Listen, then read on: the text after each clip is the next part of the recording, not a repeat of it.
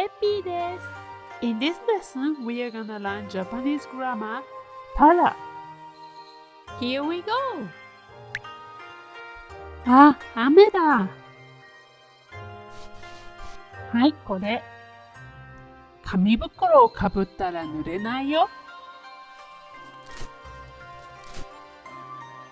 前が見えないよ。穴を開けたら見えるよ。これ変じゃない？誰かに会ったらどうする？顔が隠れてるから大丈夫だよ。わかった。みんな、傘に入って。Then let's learn the grammar. Okay. ただ。Basically, ただ has two meanings, if or after. An example sentence. これをかぶったら濡れない。Phrase 1, たら Phrase 2. たら is located between phrase 1 and phrase 2. The phrase 2 shows what will happen if the condition in phrase 1 occurs.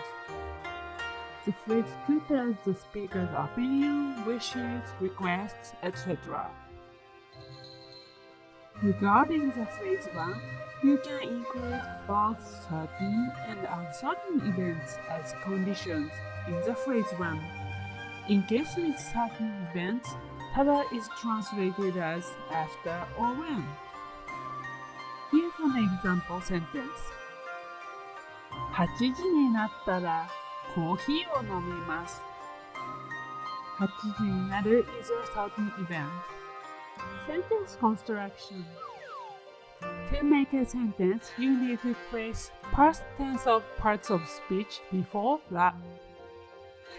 雨が降ったら私たちは海に行きません。降った is the form of 降る and placed before ら。Then here are some example sentences.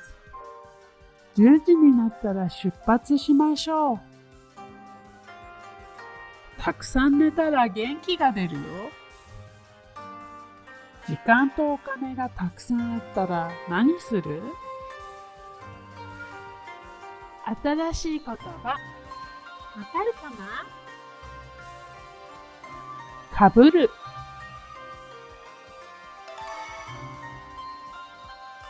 見えない。